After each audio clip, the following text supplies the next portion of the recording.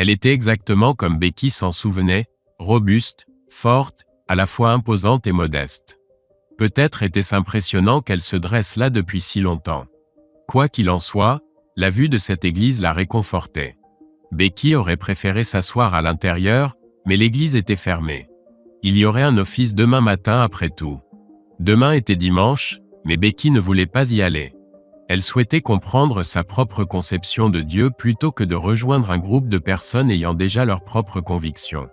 Becky pouvait même contester la notion même de père, arguant qu'elle n'avait aucune signification réelle, et que les femmes devraient être libres d'agir à leur guise en toutes circonstances. Pourtant, Brian resterait le père de Tara. La filiation de Tara était aussi immuable que les pierres dont l'ancienne église était bâtie. Elle était littéralement créée à partir de l'ADN de sa mère et de son père. Et bien que les bâtisseurs de cette église ignoraient tout de l'ADN, ils croyaient en l'importance des liens du sang. Ils n'auraient pas éludé la question de la parentalité. À cette époque, fonder une famille était la raison première du mariage. Le bonheur mutuel des époux était secondaire. En contemplant l'église, Becky réalisa que c'était là la source de son conflit intérieur. En tant que femme, elle croyait fermement avoir le droit, voire le devoir, de divorcer de Brian pour son infidélité. Mais en tant que mère, avait-elle le droit d'exclure le père de son enfant de la famille? Si Brian avait été violent ou alcoolique, la réponse aurait été évidente. Mais il n'était ni l'un ni l'autre. C'était un homme généralement honorable et un père remarquable qui s'était égaré une fois. Certes, il n'aurait pas dû agir ainsi. Et oui, il aurait dû confesser avant qu'il ne renouvelle leurs vœux. Mais son incapacité à le faire justifiait-elle son exclusion de la famille? Becky voyait que son côté maternel avait une réponse très claire à cette question. Non. Et sa part féminine était furieuse. Si tu l'avais trompé, criait-elle, il t'aurait quitté. Je sais, répondait la part maternelle. Alors pourquoi est-ce juste que tu ne divorces pas? Je n'essaie pas d'être juste envers lui. J'essaie d'être juste envers ma fille. Mais c'est injuste pour moi, criait la part féminine. Mon droit au bonheur, mon droit au respect de mon époux, mon droit à l'égalité conjugale. À quoi ressemblerait l'égalité ici? Si Brian peut avoir une liaison, je devrais avoir le droit d'en faire autant. Et Tara? Cela ne concerne pas Tara. Cela me concerne moi. Oui, mais, Becky gémit et se pencha en avant, tenant sa tête entre ses mains. Son estomac était noué et les muscles de son cou et de ses épaules étaient tendus. Mon Dieu, pas étonnant qu'elle se sente déchirée intérieurement avec ce conflit dans sa tête. Le vent se renforça, faisant bruisser les feuilles de l'arbre. Becky se leva et s'étira, levant les bras au-dessus de sa tête. Adieu la paix et la tranquillité. Elle commença à retourner vers la voiture, mais réalisa que son débat intérieur reprendrait dès qu'elle y monterait. Alors elle passa devant la voiture et se dirigea vers les collines. Il était environ 18 heures lorsque Becky revint à l'auberge du Cocher & Dorsey's. Elle traversa la réception où John enregistrait un autre couple et monta directement dans sa chambre. Elle prit une douche, puis enfila une robe et des talons. Se regardant dans le miroir en pied, elle se demanda si elle paraissait trop féminine, ne voulant pas être trop évidente. Alors elle porta une veste en jans courtes pour couvrir ses épaules.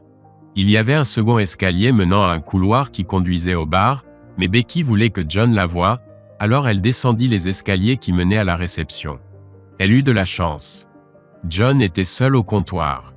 Ses yeux s'illuminèrent en la voyant. « Bonsoir, dit-il. Vous êtes ravissante, si je puis me permettre. Merci. Comptez-vous dîner dans l'un de nos merveilleux restaurants? En fait, je pensais dîner ici. » Le visage de John devint sérieux. « Savez-vous que notre cantine n'est ouverte que pour le petit déjeuner? » dit-il. « Oui, je sais, répondit Becky. Mais vous avez un menu au bar, n'est-ce pas? Il n'est pas très élaboré. Tourte au bœuf et rognons, poulet et pommes de terre. De la cuisine de pub, comme on dit. Cela me conviendra parfaitement. » Becky s'appuya contre le comptoir de la réception et le regarda avec une attirance manifeste. Si John avait eu des doutes sur les intentions de cette femme à son égard, ce regard les dissipa. Sans la quitter des yeux, il dit « Je crois savoir que vous et Cathy avez eu une bonne conversation hier. » « Oui, nous avons parlé. » « Eh bien, vous serez peut-être intéressé de savoir que Cathy et moi parlions de vous ce matin. » « Ah oui, et à quel sujet? » L'une des choses sur lesquelles Cathy et moi étions d'accord, dit-il, c'est que vous êtes, sans aucun doute, l'une des plus belles femmes à avoir jamais franchi ces portes. La gorge de Becky se serra. Elle dut baisser les yeux vers le comptoir. Ne dites pas ça, dit-elle. Vous allez me bouleverser. C'est votre mari qui vous a bouleversé, dit John. Et pour être honnête, Cathy et moi n'en sommes pas satisfaits. Moi non plus. Cathy pense qu'il devrait recevoir une leçon. Becky releva lentement la tête jusqu'à ce que leurs regards se croisent à nouveau. Quelle leçon ? Demanda-t-elle. Tu connais l'expression « ce qui est bon pour l'un est bon pour l'autre ». Oui, ce genre de leçon. Becky contempla la cravate de John, méditant sur ses paroles. C'est l'opinion de Cathy, dit Becky. Et toi, qu'en penses-tu ? Ce que j'en pense ? Oui. John se pencha et lui murmura à l'oreille. Je pense que j'aimerais mieux te connaître, dit-il. Becky sentit son corps réagir à ces mots et pendant quelques instants électrisants, elle prit conscience de sa respiration, des battements de son cœur. Puis John relâcha sa main et s'éloigna. Va dîner, dit-il. Je n'ai pas faim. Eh bien, Becky s'interrompit au milieu de sa phrase. Mais il était évident qu'elle et John savaient à quel menu elle pensait. Il sourit et dit, Cathy sera au bar plus tard. Elle veut te parler. Que se passe-t-il entre vous deux ? Demanda Becky. Disons simplement qu'elle me doit quelque chose. Becky fronça les sourcils, désireuse d'en savoir plus. Mais les bruits d'un couple qui approchait parvinrent à ses oreilles et elle ne voulait pas qu'on la voie avec un autre homme. Alors elle fit un signe de tête à John et descendit le corridor vers le bar. Il était environ 21h. Brian avait couché Tara et regardait maintenant un film dans le salon. C'était un film qu'il avait vu une douzaine de fois, mais comme il attendait que le téléphone sonne, il n'était pas d'humeur pour quelque chose de nouveau. Cependant, il avait du mal à se concentrer. Et quand le téléphone sonna enfin et qu'il vit le nom de sa femme sur l'écran, son émotion dominante fut le soulagement. « Allô ?» dit-il. « Allô, Brian. Que s'est-il passé ? Pourquoi penses-tu cela ? Je l'entends dans ta voix. » Il y eut un silence. Brian éteignit la télévision et s'assit. Tous ses sens étaient en alerte. « Où es-tu ? » demanda-t-il. « Dans ma chambre. »« Tu es seul ? » ?»« Bien sûr, seul. »« Pourquoi demandes-tu ? » ?»« L'intuition. Si j'ai tort, dis-le-moi. J'aimerais avoir tort à ce sujet. » Il y eut un autre silence. Un silence qui en disait plus que 1000 mots. Brian sentit sa poitrine se serrer et il commença à faire les 100 pas. « Allez, dit-il. Faisons le pire. Je n'ai rien fait, Brian. Tu n'as encore rien fait. » Encore le silence, lourd de sens. Finalement, Becky explosa. « Maudit sois-tu, Brian. Maudit sois-tu. Écoute, si j'ai tort, ne joue pas à ça. Tu sais très bien que tu as tort. » Brian soupira avec un semblant de soulagement. Il se rassit sur le canapé et posa sa tête sur sa main. Il entendit Becky s'éclaircir la gorge. « Tu veux dire quelque chose, Brian ? » ?»« Oui, dit-il. S'il te plaît, ne fais pas ça. Tu n'as aucun droit de demander ça. Je ne revendique pas mes droits. Je demande simplement. S'il te plaît, ne fais pas ça. Brian. S'il te plaît, ne fais pas ça, Becky. Brian, cela arrivera que tu le veuilles ou non. Brian sentit son cœur se glacer. C'était le moment qu'il avait toujours redouté et maintenant, il se produisait. Une de ses plus grandes craintes, être trahi par son épouse, était devenue réalité et il ne pouvait rien faire pour l'empêcher. Il resta assis, tentant de reprendre son souffle. « Brian ?» Une voix émana du téléphone. « Brian, es-tu toujours là ?»« Oui, » répondit Brian doucement. « Je suis toujours là. Tu l'as cherché, n'est-ce pas ? » « Oui, oui. Tu comprends cela, n'est-ce pas ? » « Pas vraiment, non. » « Eh bien, tu auras tout le temps de comprendre. Je dois partir. Becky. Bonne nuit, Brian. » Et le téléphone devint silencieux. La chambre numéro 3 du Coach & Dorsey's était autrefois l'une des chambres d'hôtes modestes avec 3 lits serrés dans un espace exigu au plafond bas. Aujourd'hui, il n'y avait qu'un lit double contre le mur du fond, mais l'espace restait étroit selon les standards modernes. Malgré cela, l'occupante actuelle utilisait chaque centimètre de la moquette tandis qu'elle faisait les 100 pas, tournait et gesticulait pendant sa conversation téléphonique. Becky regrettait profondément sa décision d'appeler son mari. Elle avait déjà décidé de partager un moment d'intimité avec John et en était même excitée. Ironiquement, la seule raison pour laquelle elle avait appelé Brian était qu'elle le lui avait promis auparavant et ne voulait pas éveiller les soupçons. Le plan était de demander des nouvelles de Tara, d'assurer à Brian qu'elle l'aimait, et elle l'aimait vraiment, et de lui souhaiter bonne nuit. Becky pourrait alors vivre son escapade et retourner à son mariage en ayant l'impression d'avoir rétabli l'équilibre. Mais ce plan était maintenant en lambeaux. L'intuition de Brian avait fonctionné dès la première minute de conversation et il lui avait coupé l'herbe sous le pied. Becky éteignit le téléphone pour qu'il ne puisse pas rappeler et contempla son reflet dans le miroir. Une partie de son esprit lui criait « Allez, vas-y », et pourtant, en voyant combien elle était belle, elle se sentait répugnante. Partager l'intimité de John ne lui apparaissait plus comme une aventure sensuelle. Cela ressemblait à un acte de vengeance. Becky mit le téléphone dans son petit sac, quitta la chambre et se dirigea vers les escaliers. Cathy n'était pas encore apparue et Becky espérait qu'elle était déjà au bar. Peut-être qu'au fond, Becky espérait que Cathy changerait d'avis pour qu'elle n'ait pas à prendre de décision. Il lui semblait terriblement injuste que le sort de son mariage dépende d'elle, bien qu'elle-même l'ait voulu ainsi. Le bar était aussi animé qu'on pouvait s'y attendre un samedi soir et il y avait 2 serveurs derrière le comptoir. Non, 3. Cathy avait l'air élégante, ses cheveux tirés en arrière, lorsqu'elle émergea de derrière le comptoir avec quelques bouteilles de spiritueux. Becky trouva une place à l'extrémité du bar et en quelques secondes, un gin tonic apparut devant elle. Ce service la faisait sentir comme une VIP. Becky sirotait sa boisson en évitant soigneusement le regard des hommes qui l'observaient. La dernière chose qu'elle souhaitait était qu'un inconnu vienne la draguer. Mais elle n'avait pas à s'inquiéter. Après une brève conversation avec le personnel, Cathy s'approcha du bar et s'installa près de Becky. Elle la regarda droit dans les yeux et pendant un instant, Becky crut que l'autre femme allait l'embrasser. « Bonjour, ma belle, » dit Cathy. « Salut, » répondit Becky. « Tu es ravissante, tu le sais, n'est-ce pas ? » « Merci. » Cathy fit signe à Jake de lui apporter un verre, puis se pencha vers Becky. « Voilà, » dit Cathy. « De l'autre côté de l'escalier par rapport à ta chambre, il y a une porte marquée « Privée ». Elle mène à mon appartement dans cet immeuble. John termine à 22 heures, donc il sera là dans environ un quart d'heure. Tu n'as qu'à frapper à la porte. Becky prit une longue gorgée, les glaçons tintant dans son verre. Cathy sourit tandis que Jake plaçait discrètement le même verre devant sa patronne avant de s'éclipser pour servir un autre client. Cathy se pencha contre Becky, leurs épaules se touchant. « Tu es nerveuse ?» demanda Cathy. « Un peu. Tout ira bien. Je ne finirai probablement pas avant minuit, donc toi et John aurez tout le temps de faire plus ample connaissance.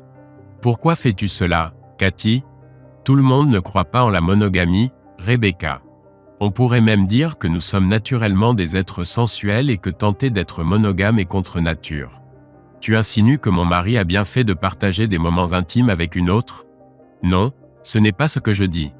Quand un homme fait une promesse, il doit la tenir. Et s'il ne tient pas sa promesse, pourquoi devrais-tu tenir la tienne ? Parce que j'ai fait ma promesse à Dieu, pensa Becky. Mais elle ne le dit pas à voix haute. Elle ne voulait pas que Cathy la prenne pour une fanatique religieuse. Cathy se pencha et embrassa Becky sur la joue. « Je dois retourner travailler, » dit-elle. « Mais fais comme tu veux. Fais-moi confiance, Rebecca. Je désire que cela arrive autant que toi. » Cathy quitta sa chaise et vida son verre d'un trait. Elle sourit ensuite à Becky et retourna derrière le comptoir. Becky observait l'autre femme avec admiration. Elle régnait absolument sur les lieux, telle une reine entourée de 2 serveurs qui l'adoraient visiblement. Becky n'avait jamais été intime avec une autre femme auparavant, n'y avait même jamais songé, et pourtant maintenant cette pensée ne quittait plus son esprit. Becky avala d'un trait son gin tonic. Son visage était écarlate et elle avait l'horrible sensation que tous les clients du bar pouvaient deviner son trouble. C'était trop. Becky se leva de sa chaise, fit un signe d'adieu à sa maîtresse et regagna sa chambre. Il restait encore une demi-heure avant 22h15 et Becky voulait être prête lorsqu'elle frapperait à cette porte. Brian se tenait dans le salon. Il était calme. Des pleurs résonnaient, mais ils ne venaient pas de lui. C'était Tara qui sanglotait. Elle appelait sa mère. Brian regardait autour de lui, comme dans un brouillard. La pièce entière était saccagée et détruite. Les étagères gisaient au sol, livres et CD étaient éparpillés partout, les murs étaient percés là où les fixations avaient été arrachées. Tout, porcelaine et verre, était en morceaux et tous les rideaux avaient été arrachés avec leurs tringles, formant de grands tas. Brian contemplait avec stupéfaction l'écran plat qu'il avait réussi à plier en deux, l'arrachant de son support mural dans un hurlement. « Comment diable ai-je fait ça ?» pensa-t-il. Brian prit quelques respirations lentes. Il connaissait l'expression « être pris de rage », mais l'avait toujours considérée comme une image. Maintenant il savait. Depuis l'instant où il avait lancé son téléphone sur la photo du yacht de Becky et commencé sa tornade destructrice, il avait compris que la rage était vraiment une force en soi, aussi dévorante que l'amour ou la peur, et c'était acceptable d'une certaine façon. Brian observa la destruction autour de lui et la trouva appropriée. Les pleurs de Tara s'intensifièrent. Elle risquait de s'étouffer si elle ne faisait pas attention. Brian se dirigea vers la porte, ses pas crissant sur les éclats de verre et de plastique. Il éteignit la lumière et ferma doucement la porte, puis monta rapidement à l'étage dans la chambre de l'enfant. Tara était assise sur son lit, son visage un masque humide de chagrin et de peur. Elle tendit les bras dès que Brian entra dans la pièce et il la prit dans ses bras. Elle avait été effrayée par le monstre qui hurlait et fracassait tout en bas, et Brian consolait l'enfant sans lui dire que ce monstre, c'était lui. « Je veux maman, répétait-elle en sanglotant. « Je sais Tara, je sais. » Brian s'assit sur le lit de la fillette et la berça pendant qu'elle pleurait. Elle appelait sa mère encore et son père répondait « Je sais », sans promettre ni nier, se contentant de la tenir et la laissant pleurer aussi longtemps qu'elle en avait besoin. Alors que Tara commençait à se calmer et que ses pleurs se transformaient en sanglots, Brian songea. Alors c'est donc cela, le sentiment qu'on éprouve quand une famille se déchire. Cela le surprit. Les films montrent toujours des couples ayant des disputes dramatiques avant leur séparation, mais tandis qu'il tenait sa petite fille, il réalisa que c'était complètement faux. La fin de leur mariage n'était pas causée par la colère et la rage de Becky ni par ses paroles acerbes. C'était son absence, le fait qu'elle ne soit pas là. C'était le coup fatal. « Quand maman va rentrer à la maison ?» sanglota Tara. « Demain, » dit Brian. « À quelle heure ?»« Je ne sais pas, » soupira-t-il. « Honnêtement, je n'en sais rien. » Dans la chambre 3, Becky était assise pieds nus sur le lit, attendant que le temps passe. Les minutes s'écoulaient avec une lenteur insoutenable. Il n'y avait pas d'horloge dans la chambre, alors elle alluma son téléphone, redoutant de voir un message ou un appel manqué de son mari. Il n'y avait rien. L'heure indiquait que l'attente avait duré moins de 15 minutes et il n'y avait aucune autre notification. Je savais que Brian aurait trop de fierté pour rappeler, pensa-t-elle.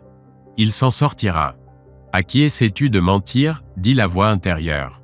Cela le détruit. La poitrine de Becky semblait se comprimer de l'intérieur.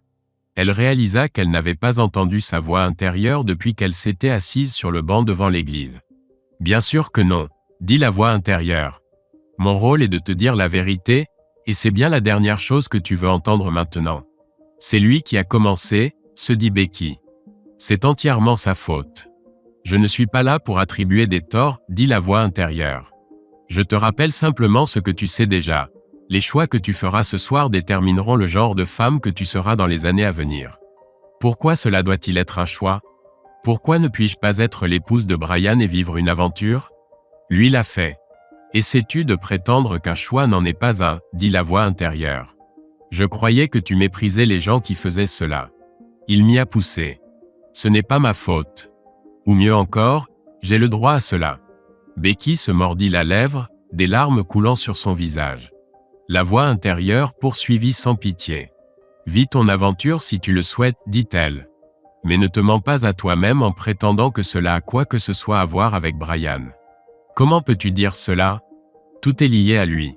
Uniquement dans le sens où tu essaies de le rendre responsable de tes actes. Mais il est responsable. Comment? S'il n'avait pas trompé ma confiance, je n'aurais pas fait cela. Ce mensonge était si évident que même la voix intérieure sembla à court de mots.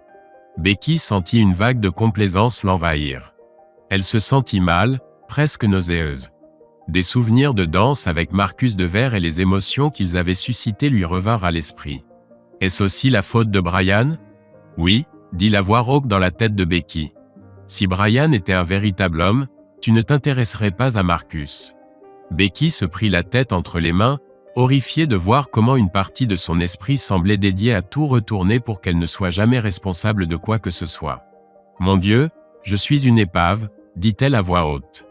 Tu es humaine, dit une voix intérieure. Que tu le crois ou non, ce que tu traverses est normal. Est-ce vrai? Certainement. Becky s'appuya sur ses coudes et contempla les rideaux fleuris. Le téléphone sur le lit affichait 10h15. Que dois-je faire? Se dit Becky. Décide quelle femme tu veux être, dit une voix intérieure, et prends ensuite tes décisions en fonction de cela. Par où commencer? Hier soir, tu as porté un toast à la découverte du véritable sens de la force. Étais-tu sérieuse ou essayais-tu simplement d'impressionner Cathy? Non, je suis sérieuse. Alors commence par là. Décide que tu veux être une femme forte, dans le meilleur sens du terme. Une femme remplie d'amour. Une femme d'honneur. Le genre de femme que tu voudrais que ta fille devienne. D'accord, dit Becky. Bien. Maintenant, demande-toi, dit la voix intérieure. Si tu étais déjà cette femme, si elle était assise dans cette pièce maintenant, que ferait-elle? Becky n'eut même pas besoin d'y réfléchir. La réponse vint instantanément. Et elle n'aimait pas cette réponse. Merde, dit-elle. C'était la nuit sur un océan sans fin qui paraissait noir dans l'obscurité. Brian se tenait sur le pont d'un voilier à mât unique, regardait l'horizon et écoutait l'eau clapoter contre les flancs. Il s'agrippait au câble métallique tandis que le bateau tanguait légèrement, et tout était silencieux. Silencieux comme une tombe. « Réveille-toi, Brian, se dit-il. Allez, réveille-toi. » Le vent se renforça. Brian le sentit sur son front et dans ses cheveux. Puis, regardant devant lui, il vit la source de ce vent. Une vague immense s'étendait sur tout l'océan d'horizon en horizon, se dirigeant vers lui. Elle approchait lentement, inexorablement, comme une chaîne de montagnes géantes, absolument inévitable. Brian essaya de fermer les yeux, mais ne put pas. Il resta là, immobile, à regarder ce mur d'eau géant s'approcher de plus en plus près jusqu'à ce qu'il cache le ciel et qu'il puisse voir la surface de l'eau s'élever presque verticalement devant lui. Brian hurla et trembla. Ses yeux étaient fermés, mais il pouvait voir une lumière jaune à travers ses paupières. Il sentit des doigts presser son bras et sa tête. « Brian, c'est moi », dit une voix féminine. Brian ouvrit les yeux. Pendant un instant, il crut qu'il rêvait encore. Le visage de Becky, son merveilleux visage, n'était qu'à quelques centimètres du sien, le regardant avec une expression. Mon Dieu, comment décrire ce regard? C'était ce regard que tout homme espère voir dans les yeux de la femme qu'il aime. La reconnaissance, la tendresse et une joie profonde, comme si elle était infiniment heureuse de le voir. Son esprit tentait de comprendre ce qu'il voyait, mais il était encore engourdi par le sommeil. La femme sourit, pinça ses lèvres et souffla doucement sur son front. Le souffle fit danser les mèches sur son front. « Becky, dit enfin Brian. Oui, c'est moi. Mais, pas de mais, Brian, rien ne s'est passé. Je suis toujours ta femme, dans tous les sens du terme. » Les yeux de Brian s'emplirent de larmes tandis que son esprit assimilait lentement ces paroles. Il se sentit submergé d'émotions, presque suffoqué de bonheur. Incapable de parler, il enlaça Becky et la serra contre lui. Elle s'allongea à moitié sur lui, caressant son bras du pouce tandis qu'il la tenait étroitement. Plusieurs minutes s'écoulèrent alors que Brian tenait sa femme, sentant qu'il pourrait mourir de bonheur. « Je t'aime tellement, Becky, dit-il. Je t'aime tellement. Je sais, dit Becky. Je n'en ai jamais douté une seconde. Même quand j'étais au plus bas, tu continuais à m'aimer. Parfois, je ne sais pas comment tu fais, mon chéri. T'aimer est facile, dit Brian. Te faire confiance, c'est là que réside la difficulté. Oui. Becky se redressa et regarda son homme. Elle sourit, les sourcils levés avec une ironie complice. Brian soutint son regard sans la moindre trace d'ironie. Il était trop heureux de son retour. Becky le vit et ses sourcils se détendirent. Elle baissa les yeux et acquiesça. « Je ne te blâme pas de ne pas me faire confiance, dit-elle. Je ne me fais pas confiance moi-même la moitié du temps. Je me sens comme Jekyll et Hyde. Que veux-tu dire? Quand je suis rentré en voiture cette nuit-là, dit Becky, je menais un combat intérieur intense. Une partie de moi savait que je faisais ce qu'il fallait, mais l'autre partie était tellement contre, tellement en colère, tellement furieuse. Le fait est que si un homme peut faire quelque chose, une femme devrait pouvoir le faire aussi. Et en choisissant de rester fidèle alors que tu ne l'as pas été, c'était comme si je me trahissais moi-même. Tu comprends ce que je veux dire? Je crois, dit Brian. Tu as renoncé à quelque chose quand je ne l'ai pas fait, et Monsieur Hyde trouve ça injuste. C'est vraiment injuste. Il n'y a pas de façon de voir les choses, et c'est très difficile d'argumenter avec quelqu'un quand on comprend réellement son point de vue. Oui, c'est vrai. Becky soupira et appuya ses coudes sur la poitrine de Brian. Elle regarda la lampe de chevet et son regard devint lointain. Enfin, après 2 heures de route, je suis finalement arrivée à la maison, dit-elle. J'ai essayé de t'appeler depuis la voiture, mais tu ne répondais pas, et je craignais que tu sois parti chez tes parents avec Tara. Mais ta voiture était toujours dans l'allée et je me suis dit, d'accord, il est encore à la maison. À ce moment-là, j'étais encore en colère contre toi et j'espérais que tu serais heureux de me voir pour que je puisse te le faire regretter. J'avais préparé quelques remarques particulièrement cinglantes. Mais en sortant de la voiture, j'ai remarqué qu'il n'y avait plus de rideaux dans le salon. Au début, je pensais que tu avais oublié de les fermer, mais non. Les fenêtres ressemblaient à des trous béants dans l'obscurité. Alors je suis entré dans la maison avec ma valise, j'ai accroché mon manteau, puis j'ai ouvert la porte du salon et allumé la lumière. Becky se tut. Regardant la lampe de chevet, ses yeux s'emplirent de larmes. Elle coulait, tombant sur la poitrine de Brian, et elle essuya brusquement son visage avec son avant-bras. Elle baissa les yeux vers Brian, se pencha jusqu'à presque l'embrasser, et caressa son front du bout des doigts. Quand elle parla, ce fut dans un murmure. « Brian, dit-elle, je n'avais aucune idée à quel point cela te ferait souffrir si j'étais intime avec un autre homme. Je n'en avais aucune idée. D'accord, je savais que cela te mettrait en colère, mais pas comme ça. Pas à ce point. Et j'en suis profondément désolé. Becky, non, laisse-moi finir. Je ne peux pas honnêtement dire que je t'ai pardonné, et je ne sais pas quoi faire à ce sujet. Mais ce jeu cruel que j'ai joué me rend malade. Je n'arrive pas à croire que je l'ai fait. Et vouloir avoir ma propre aventure semble soudain avoir complètement manqué l'essentiel. Je ne sais même pas quel est l'essentiel, mais je sais que je l'ai manqué. Oui, dit Brian. Oui, ça a du sens. Oh mon Dieu, Brian, pourquoi nous faisons-nous ça l'un à l'autre? Pourquoi finissons-nous toujours par nous torturer alors que nous nous aimons tant? Je ne sais pas, dit Brian, la voix tremblante. Je ne sais pas. L'homme et la femme éclatèrent en sanglots. Ils s'étreignirent fortement, pleurant, s'encourageant mutuellement, les bras serrés autour du corps de l'autre comme si des démons allaient surgir pour les séparer. Le matin, Tara fut folle de joie quand elle entra dans la chambre et vit sa mère. Becky essaya de se redresser tandis que sa fille lui bondissait dessus, bavardant de toutes les choses qu'elle avait faites avec papa, des super-héroïnes et d'une centaine d'autres choses dont parlent les enfants. Il fallut bien 10 minutes pour la calmer. Brian s'assura que la porte du salon était fermement close avant d'autoriser Taro à descendre. Ils prirent tous les trois leur petit déjeuner ensemble dans la salle à manger de la cuisine. La mère et la fille bavardaient tandis que l'homme restait silencieusement en retrait. Après le repas, Tara voulut montrer quelque chose à sa mère sur la tablette. Becky regarda son mari. « Il n'est pas dans le salon ?» demanda-t-elle. « Si, répondit Brian. Je vais la chercher maintenant. Est-ce prudent? Oui, il semble que oui. » Brian se leva et quitta la pièce. Il revint quelques minutes plus tard et Tara grimpa sur les genoux de sa mère tandis qu'il lui tendait la tablette. Becky constata qu'elle était intacte. Tara s'affaira à l'allumer et tapota sur l'écran, expliquant à sa mère qu'elle avait quelque chose de vraiment génial à lui montrer. Mais Becky regardait Brian. Il a littéralement tout détruit dans cette pièce, pensa-t-elle. Pourquoi pas la tablette? Parce qu'elle appartient à Tara, répondit une voix intérieure. Becky sentit sa gorge se nouer.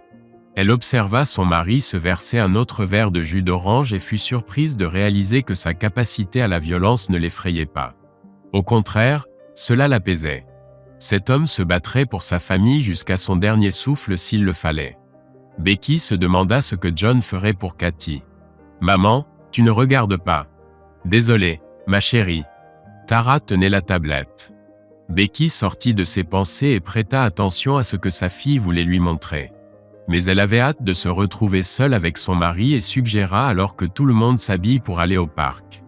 Il y avait une aire de jeu qui pourrait occuper Tara pendant qu'elle et Brian pourraient s'asseoir sur un banc et discuter. Le ciel était nuageux mais pas trop froid et ils se rendirent tous les trois au parc. Ils marchèrent le long d'un sentier bordé d'arbres, parmi d'autres familles et coureurs. Tara marchait entre ses parents en leur tenant la main et leur demanda de la soulever et de la balancer, alors Brian s'écarta du chemin vers l'herbe. Les deux adultes marchaient en balançant une petite fille qui criait et riait dans les airs. Becky remarqua un autre couple qui faisait la même chose avec leur petit garçon, mais elle et Brian étaient beaucoup plus coordonnés, soulevant Tara presque horizontalement, ses jambes volant dans les airs. Ils formaient vraiment une excellente équipe et Becky fut horrifiée en réalisant à quel point elle avait failli tout perdre. Lorsque l'aire de jeu apparut, Tara poussa un cri aigu et courut en avant. Becky et Brian la suivirent, main dans la main, franchissant le petit portail pour s'installer sur l'un des bancs. Tara était déjà sur le château miniature, traversant le pont vers le toboggan. « Maman, regarde !» s'écria-t-elle, et Becky lui fit signe avant de prendre la main de Brian et de se blottir contre lui. « Je t'aime, Brian, dit-elle. »« Je suis heureux de l'entendre, » répondit-il, caressant tendrement sa cuisse. « Et je suis vraiment content que tu sois rentré hier soir. »« Moi aussi, c'était la bonne décision. » Ils restèrent assis un moment, savourant leur proximité tout en observant leur fille. Becky rompit alors le silence. « Puis-je te poser une question, Brian ?»« Bien sûr. Si un homme armé surgissait de la forêt, risquerais-tu ta vie pour me protéger ?»« Évidemment. Quelle question ? Tu en es certain ? » Becky, quel homme serais-je si je ne le faisais pas ? D'accord, dit Becky. Mais si j'avais une liaison avec un autre homme, risquerais-tu encore ta vie pour moi ? Becky sentit les muscles du bras de son mari se crisper. Il garda le silence. Lorsqu'il parla enfin, sa voix était teintée de dureté. Probablement, dit Brian. Mais avec colère. Je penserais que ce n'est plus mon rôle. Que c'est à cet autre homme de risquer sa vie. C'est bien ce que je pensais, dit Becky. Veux-tu me dire quelque chose ? Non, j'essaie simplement de comprendre la situation, répondit Becky. Je réalise que la meilleure chose pour notre mariage est que je te reste fidèle. Mais pour que cela fonctionne, je dois accepter le fait que tu ne l'as pas été envers moi. Et cela me blesse encore, Brian. Cela m'irrite toujours. Et si je ne trouve pas le moyen de lâcher prise, cela empoisonnera notre relation. Becky était toujours appuyée contre son mari, regardant distraitement Tara qui chevauchait un cheval sur un grand ressort métallique.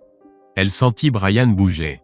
Il passa son bras autour de ses épaules et déposa un baiser sur le sommet de sa tête. « Je suis désolé de t'avoir mise dans cette situation, » dit-il. « Merci. J'apprécie que tu le dises.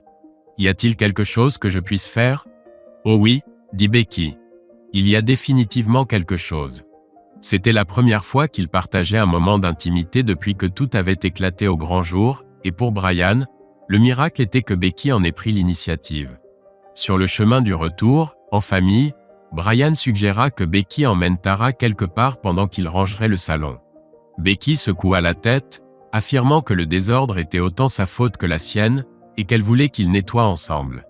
Cela toucha Brian profondément, et lorsque Becky appela les parents de sa meilleure amie Tara pour voir si elle pouvait passer la journée avec eux, il suggéra qu'ils passent ce temps à nettoyer le désordre. Mais quand Becky revint après avoir déposé Tara, elle se jeta sur lui, l'embrassant passionnément, et ils montèrent immédiatement à l'étage pour s'unir intimement. « Je suis ton esclave. »« Vraiment ? Tu feras tout ce que je veux ? » ?»« Oui. »« Parfait alors. » Becky approcha ses lèvres de l'oreille de Brian et murmura « Raconte-moi ce qui s'est passé. » Brian se figea. Brian s'éclaircit la gorge. « Je t'ai déjà raconté ce qui s'est passé. Juste les grandes lignes, » souffla Becky à son oreille. « Je veux l'histoire complète. Je veux les détails. Je veux savoir ce que tu as dit, ce que tu as fait, et ce que tu as ressenti en le faisant. Je veux tout savoir. » Brian déglutit. Il se remémora cette nuit-là. Il sentit Becky exhaler triomphalement. « Oh mon Dieu, dit-elle. Tu veux me le dire ? Brian resta silencieux. Il sentit Becky prendre son visage entre ses mains fraîches et le tourner pour qu'il se regarde dans les yeux. Ses yeux étaient grands ouverts et pétillants, emplis de curiosité. Brian pensa qu'elle n'avait jamais été plus séduisante ni plus belle. Il l'aimait tellement. Elle le regarda et sourit. « Tu en as envie, n'est-ce pas ?» insista-t-elle. « Oui. Alors raconte-moi. Raconte-moi tout. » Brian plongea son regard dans celui de Becky et commença son récit. Mais ce n'était pas l'histoire qu'il s'attendait à raconter. Chaque fois qu'il avait imaginé avouer son infidélité à sa femme, il commençait toujours par un préambule sur sa souffrance, sa dépression suite à la perte de son entreprise et sa conviction sincère qu'à l'époque, son mariage avec Becky se dirigeait vers le divorce. Mais aussi vrai que tout cela était, cela semblait être la mauvaise approche alors que Becky était si aimante, si sensuelle, si ouverte. Alors il commença à lui raconter une autre histoire, tout aussi vraie, à propos de cette femme qui avait été une collègue et amie pendant 5 ans de sa vie, une femme qu'il respectait et appréciait beaucoup, une femme qui l'attirait, bien qu'il ait toujours pensé que rien ne se passerait. Mais quand les circonstances ont fait qu'ils se sont retrouvés seuls dans un bureau vide un soir, il réalisa qu'il la désirait. Il voulait rester marié et il la désirait. Cela semblait être un rêve devenu réalité. « Est-ce vrai, » dit Becky, « que tu avais déjà eu des fantasmes à propos d'elle ?»« À propos. »« Oui, » dit Brian. « Pas tellement après t'avoir rencontré, mais quand j'ai commencé à travailler avec elle. »« Mon Dieu, oui. Et elle n'était pas intéressée ? » ?»« Non. Elle avait pour règle de ne pas fréquenter ses collègues. »« dit Becky. « Je suis toujours sceptique envers les gens qui disent cela. D'autant plus qu'elle a partagé votre intimité malgré tout. Eh bien, techniquement nous n'étions plus collègues. Certes, mais je suis certaine qu'elle aurait succombé à vos charmes avant cela. Je parie qu'elle désirait votre compagnie même après le début de notre relation. Vous avez peut-être raison. Pourquoi pensez-vous cela ? » Brian prit une profonde inspiration. « Eh bien, dit-il, puisque je mettais déjà mon mariage en péril, autant en tirer pleinement parti. » Espèce de garnement, dit Becky en riant. « Mon Dieu, j'ai épousé un monstre. J'en ai bien peur. Alors que s'est-il passé ? Elle m'a demandé si j'allais avouer mon écart à mon épouse. J'ai répondu que non et elle a dit « Dommage. J'aurais aimé voir sa réaction. Quelle peste. En effet, elle ne vous portait pas dans son cœur. Ne me le dites pas. Je l'avais parfaitement compris à l'aéroport. Vous allez bien ? Demanda-t-il. Oui, ça va, dit-elle. Et je ne devrais pas me sentir bien, n'est-ce pas ? Je ne sais pas. Brian, voyons. Vous me parlez de celle qui a partagé votre intimité et c'était visiblement plus qu'une simple aventure. Et cela semble étrangement normal. Je comprends pourquoi vous l'avez fait et je ne me sens pas le moins du monde menacé. En fait, si vous n'aviez pas agi ainsi, je n'aurais pas pensé « Oh, mon mari est si fidèle, quel héros !» J'aurais pensé « Seigneur, il a eu l'occasion et il s'est dérobé. » Becky, que voulez-vous dire ? Je ne sais pas ce que je veux dire. C'est nouveau pour moi. Je sais ce que je devrais dire. Puisque vous m'avez trompé, je devrais vous reléguer dans la chambre d'amis et vous faire ramper pour obtenir mon pardon. Mais je ne veux pas cela. Je veux trouver une autre solution. Quelle solution ? Becky le regarda avec un sourcil ironiquement levé. Brian, ne faites pas semblant, dit-elle. Vous savez parfaitement où cela mène.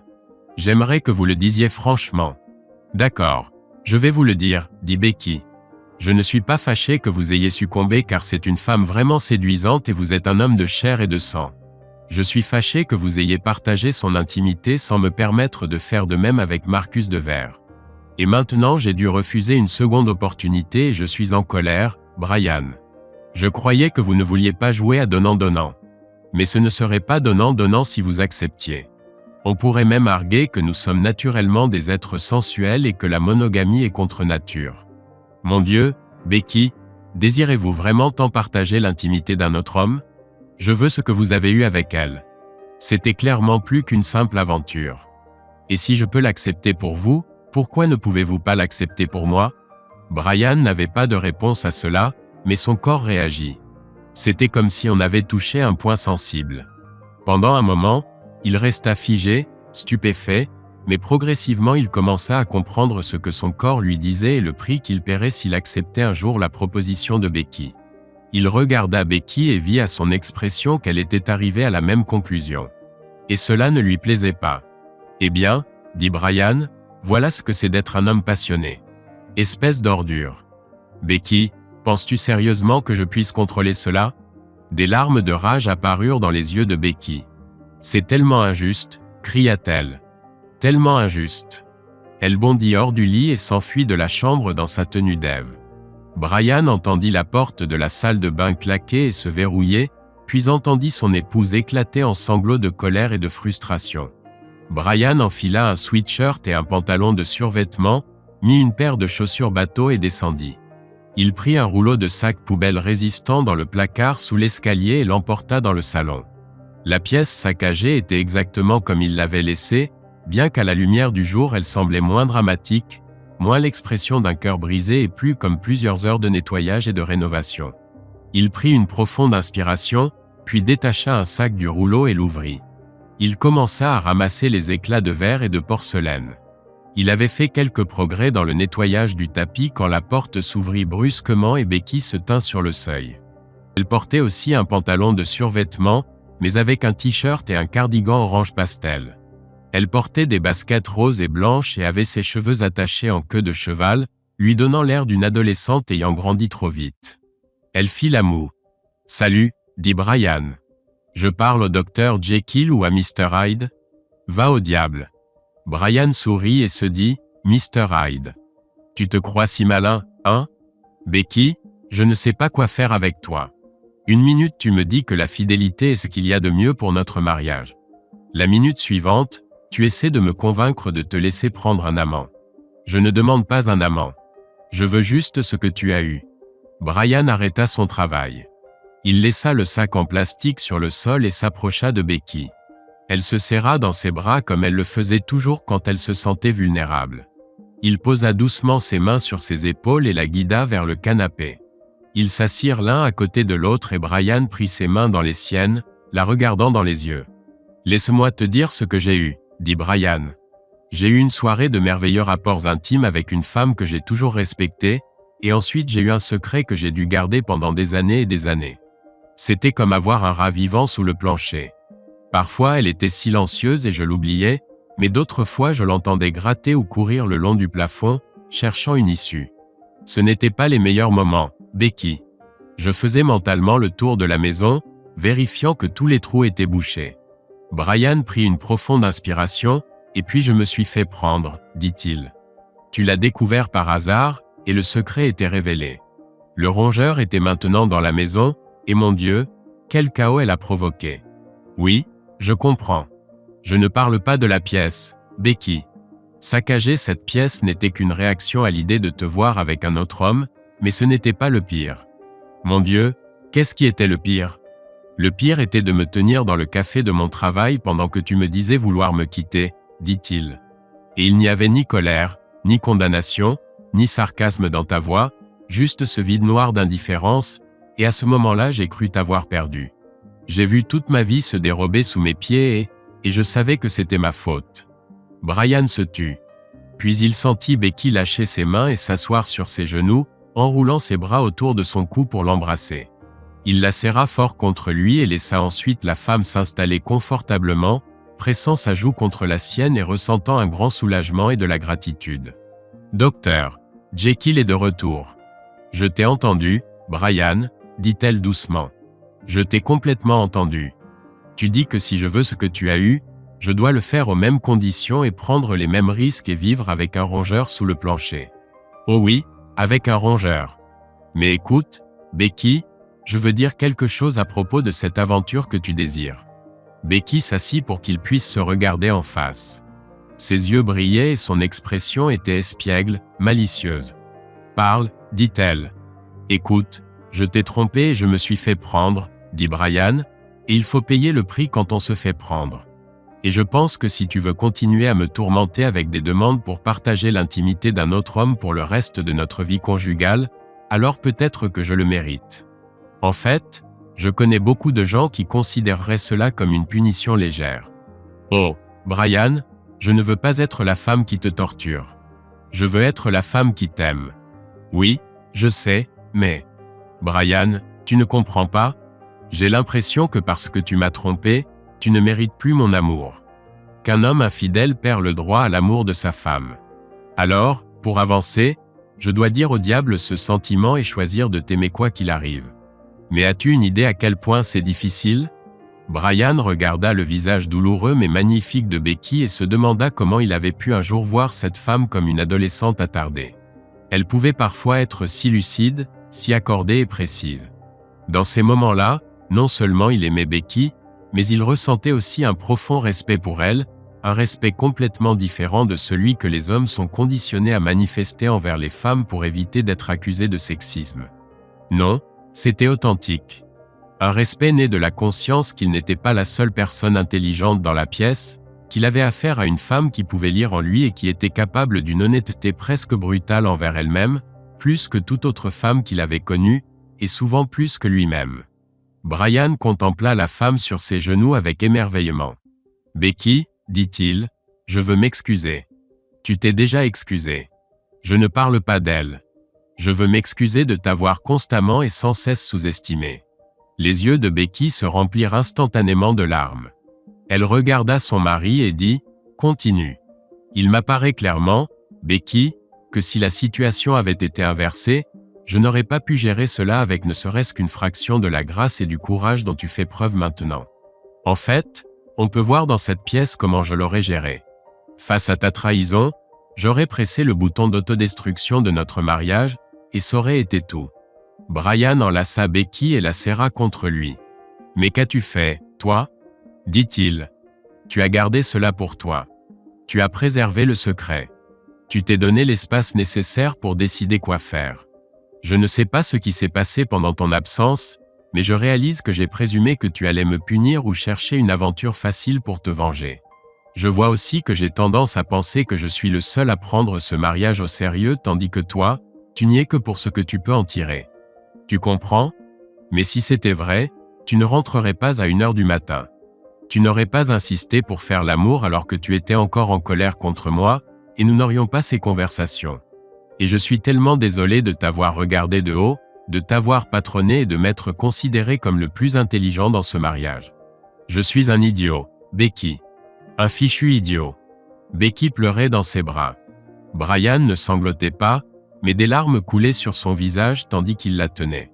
Il se sentait si chanceux d'avoir Becky comme épouse, avec une profondeur qui lui était nouvelle. Oui, elle était Jekyll et Hyde, mais qui ne l'était pas, et la part de Jekyll avait beaucoup plus de mérite qu'il ne lui en accordait. Quant à Monsieur Hyde, eh bien, il pourrait trouver des moyens de composer avec lui. Elle en valait la peine. Becky vérifia le tableau des arrivées au terminal de l'aéroport où elle devait retrouver ses parents. Leur avion venait d'atterrir, mais ils devaient encore passer le contrôle des passeports et attendre leurs bagages. Becky estimait avoir au moins une demi-heure devant elle. La soirée était avancée et les immenses baies vitrées donnaient sur l'obscurité de la nuit. Comme pour compenser, l'intérieur de l'aéroport était éclatant et criard, avec des enseignes lumineuses superposées aux éclairages ordinaires. Becky se dirigea vers la zone d'arrivée où ses parents allaient débarquer et chercha un endroit pour s'asseoir. Il y avait un café qui surplombait les grandes portes coulissantes par lesquelles sortaient les passagers avec leurs chariots à bagages. Becky fit la queue, s'acheta cette fois un latte dans une tasse en verre et s'installa à l'une des petites tables du café. Elle se sentait bien. En fait, elle se sentait merveilleusement bien. En sirotant son latte, Becky scrutait les alentours, espérant apercevoir une femme en imperméable aux cheveux rouges cerises. Franchement, cette femme était bien plus séduisante en blonde. Si elle apparaissait maintenant, Becky pourrait lui raconter dans les moindres détails sa soirée avec son époux. Comme c'était intéressant, songea Becky. Elle souhaitait toujours que Brian soit fiable, mais elle ne voulait pas qu'il soit domestiqué. Elle se rappela avoir regardé une émission sur le dressage canin. À l'écran, un magnifique berger allemand avec un morceau de viande crue suspendu devant lui, tandis que son propriétaire insupportable se vantait que le chien pourrait jeûner pendant des heures sans toucher à la viande jusqu'à ce qu'il en reçoive le signal. Becky trouvait cela navrant, voire pathétique. Un chien en bonne santé devait naturellement se jeter sur un morceau de viande crue, tout comme un homme passionné devait être attiré par une femme. Même s'il disait non, Becky considérait comme contre nature qu'un homme n'en éprouve pas au moins le désir. C'était là le problème. Becky comprenait le point de vue de Katie selon lequel désirer des relations intimes avec d'autres personnes était normal et peut-être même sain. Mais elle partageait aussi l'avis de Brian, s'il commençait à avoir des relations avec d'autres personnes, il perdrait l'intimité même qui donnait tout son sens à leur mariage. Il fallait choisir. Cela irritait toujours Becky. Elle avait ce tempérament qui la poussait à vouloir tout avoir. Mais avec le temps, elle avait commencé à moins blâmer Brian et davantage la réalité telle qu'elle était. Après tout, ce n'était pas la faute des hommes si la vie était injuste, bien que Becky connût très peu de femmes qui partageaient cette opinion. Son téléphone émit un son strident. C'était un message de sa mère l'informant qu'elle et son père se trouvaient près du tapis roulant à bagages, attendant qu'ils se mettent en marche. Becky termina son latte et observa la foule de gens qui attendaient leurs proches, certains tenant des pancartes ou des ballons.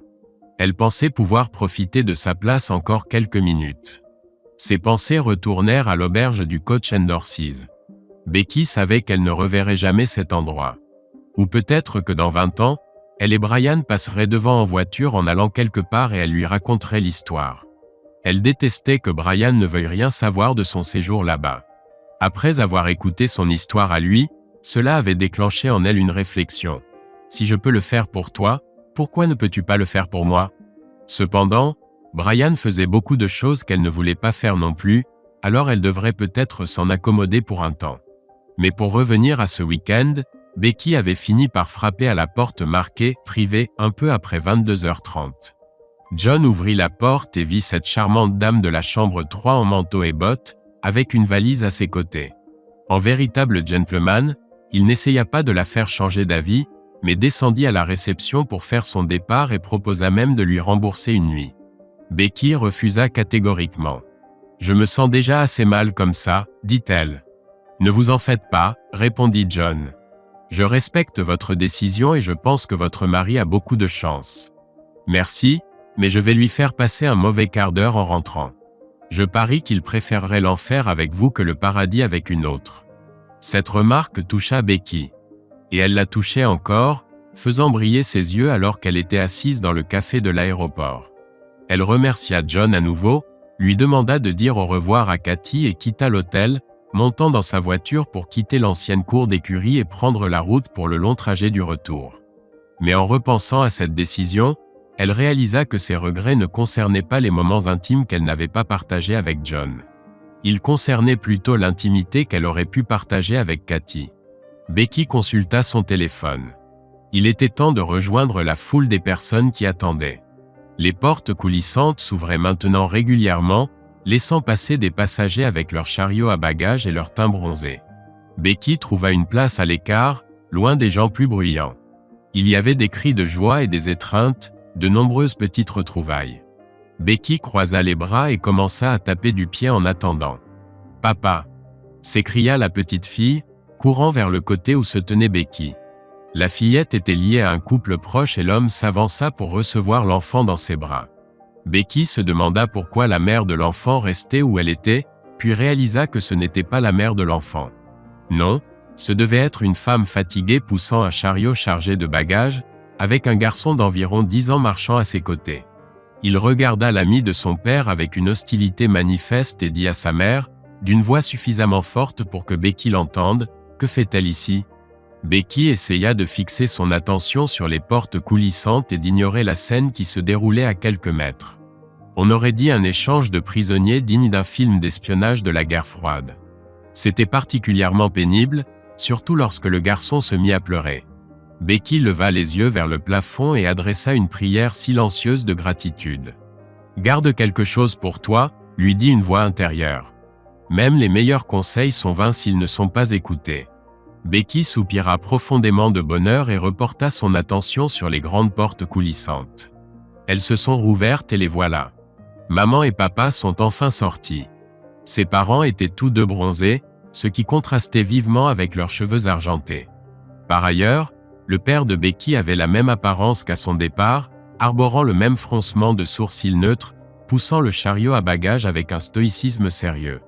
Mais la mère de Becky semblait métamorphosée. Elle portait une chemise hawaïenne colorée qui aurait dû paraître kitsch, mais ne l'était pas. Elle rayonnait de joie, d'enthousiasme, et paraissait rajeunie de 10 ans. Lorsqu'elle aperçut sa fille, elle sourit et fit un signe de la main qui rappela Tara à Becky. Son père poussa le chariot au-delà de la barrière et Becky les étreignit tous les deux. « Comment s'est passé le voyage ?»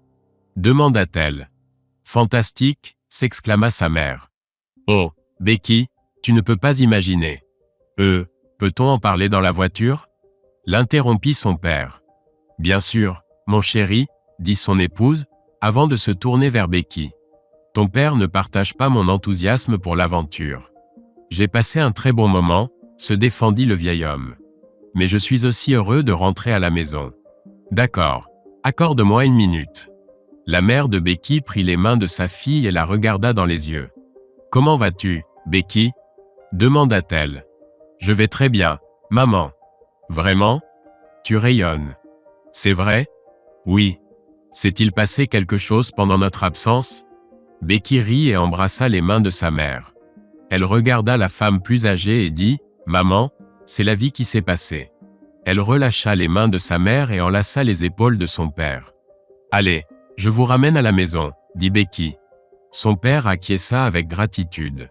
Bientôt, tous les trois se dirigeaient vers le hall des arrivées, le vieil homme poussant un chariot tandis que son épouse bavardait et que sa fille adulte marchait à leur côté, traînant la valise de sa mère sur le sol brillant. Je n'arrive même pas à penser à la suite. Bientôt, tous les trois traversaient le hall des arrivées, le vieil homme poussant un chariot tandis que son épouse bavardait pendant que leur fille adulte marchait à leur côté, tirant la valise de sa mère sur le sol lustré. Je ne peux même pas penser à passer au suivant. Bientôt, tous les trois traversaient le hall des arrivées, le vieil homme poussant un chariot tandis que son épouse bavardait pendant que leur fille adulte marchait à leur côté, tirant la valise de sa mère sur le sol lustré. Fin. Si vous avez aimé cette histoire, merci de nous soutenir en cliquant sur le bouton « J'aime » et de partager vos impressions dans les commentaires. Merci.